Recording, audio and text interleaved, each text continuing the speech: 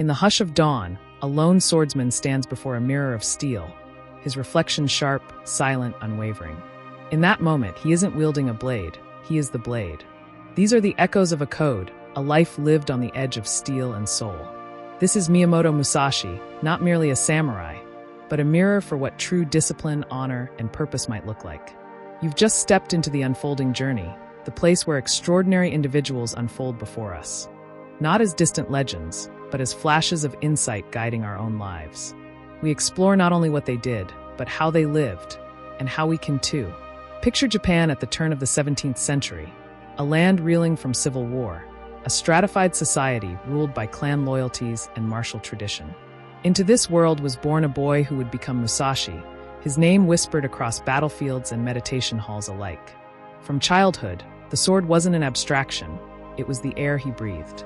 At 13, he fought his first duel, not as a trained soldier, but as a fierce, instinctive spirit. Victory followed, not because of social standing or weapons mastery, but because his resolve burned brighter than steel. He walked away from that battle with a sword in hand, but the fire of purpose in his eyes. That's where our story begins, with a young warrior who decided the path of Bushidō, the way of the sword, must be his, but defined on his own terms. Most samurai sought lords and titles, but Musashi turned his back on allegiance. He chose to be a ronin, a masterless warrior navigating honor without mandate. This path was often scorned, viewed as dishonorable. And yet, Musashi found in it the possibility for freedom.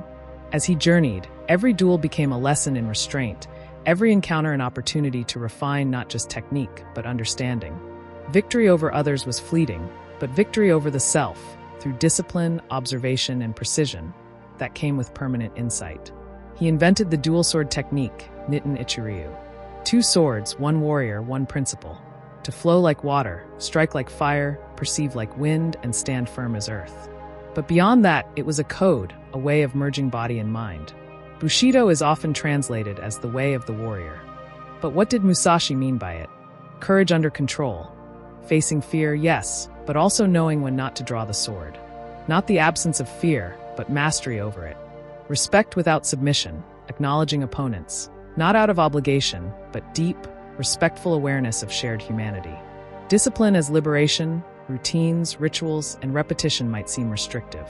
Musashi lived them to transcend distraction, to enter flow. Presence in stillness. The greatest fight he ever had was often against his own reflexes, his own ego. Stillness, breath, quiet awareness became his truest allies. Adaptability as fidelity. Loyalty in his code wasn't to a lord, but to truth itself. That meant bending, changing, evolving, without breaking. As Musashi lived, he wrote, not philosophies, but distilled moments of clarity. His words became vessels carrying the purity behind each cut of the blade. One duel would come to define him, against Sasaki Kojiro on a lonely island. The setting sun, the sand at their feet, their hearts silent in anticipation. Musashi arrived late, not out of disrespect, but strategic composure. He hammered his or into a spare sword, the weight of delay, the spark of improvisation. When the fight began, Kojiro, dazzling and precise, found himself undone by a single, unexpected strike. This wasn't a duel of skill alone, it was a duel of ego and awareness.